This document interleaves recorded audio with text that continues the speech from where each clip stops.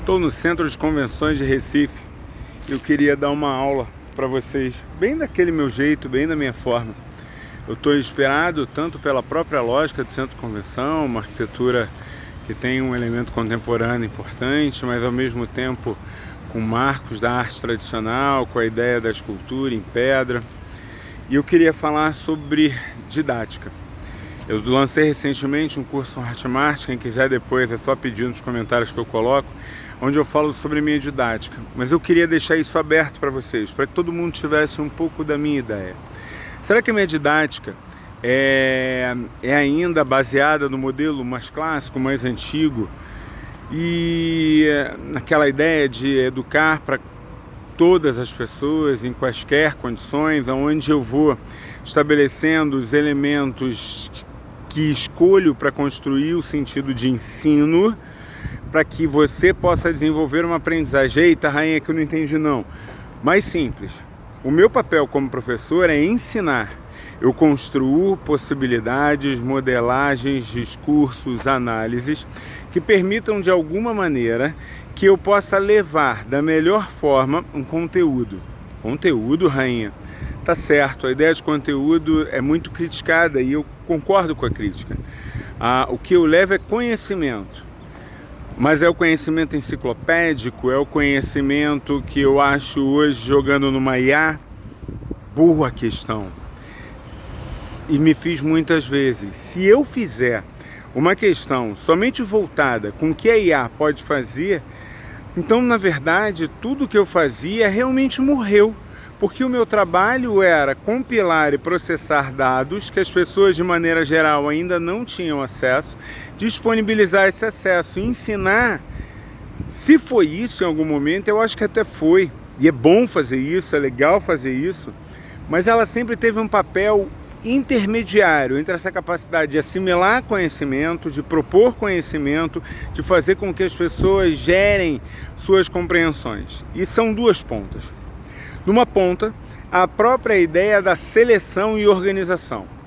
Quando eu decido, organizo, estruturo um conhecimento e recebo muitos inputs, recebo muitas informações do que eu devo dar, do que eu devo colocar, eu acabo não tendo tempo de desenvolver um processo de reflexão e assimilação com vocês.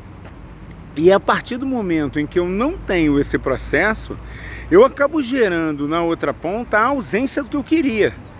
A outra ponta é educar e oferecer sentido.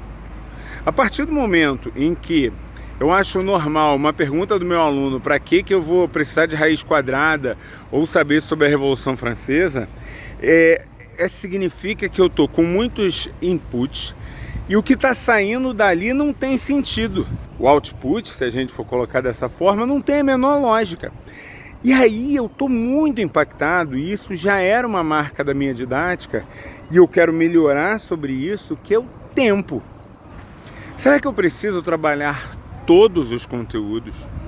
Será que aquele modelo que a gente reconhece, por exemplo, hoje, dentro das principais instituições com um plano de ensino, onde está claramente ordenado o que o professor precisa desenvolver, muitas vezes em muitas instituições chega até a metodologia, a forma, o cronograma, a data, até o que ele vai falar.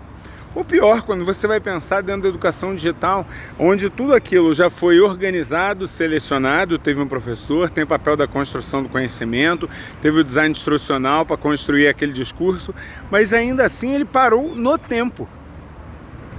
E pior, ele parou sem eu perceber as construções variáveis de construção de sentido que os alunos podem fazer. Então, quando eu chego na minha sala de aula e viro e reviro e provoco, e muitas vezes parto da ideia de que meu aluno não tem a menor ideia de para onde está indo, cara, eu não estava louco. Até estava em alguns momentos, mas eu não estava louco. Eu queria produzir sentido, então eu precisava esvaziar não os sentidos dos sujeitos, mas a ideia de tirar os preconceitos, tirar de alguma forma aquilo que eles já tinham certeza ou a própria certeza de que eles não aprenderiam.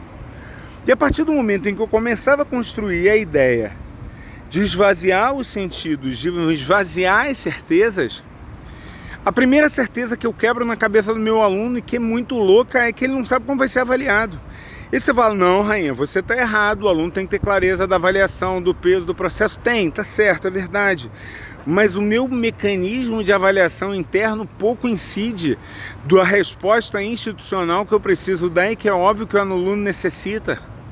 Eu crio uma lógica de tentar feedbacks, dar valorização, dar entendimento dentro de cada aula para o meu aluno, para que ele saia pensando, impactado. E para mim isso é mecanismo de avaliação. Só que ele precisa de nota.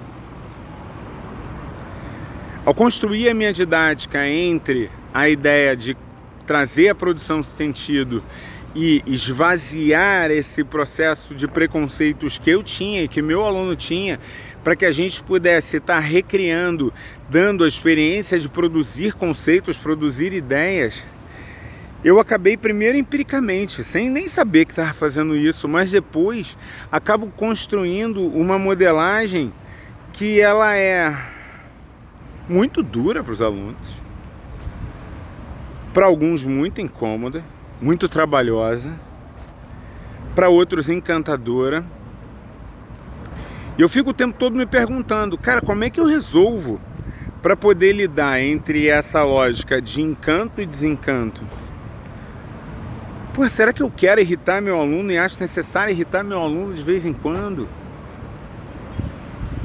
Será que eu não estou impregnado de sentidos que eu também precisava vencer? Eu estou cada vez mais dedicado a trabalhar com mais tempo, fazer a aula mais dinâmica, menos estruturada na quantidade de informações que eu preciso dar, cada vez mais montada no número de reflexões que eu posso gerar.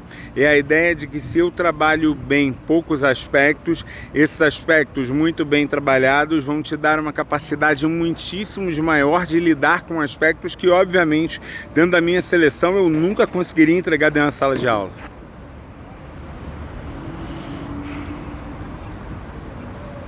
Bom dia. Tava com saudade de pensar em educação. Tava com saudade de pensar sobre essas coisas.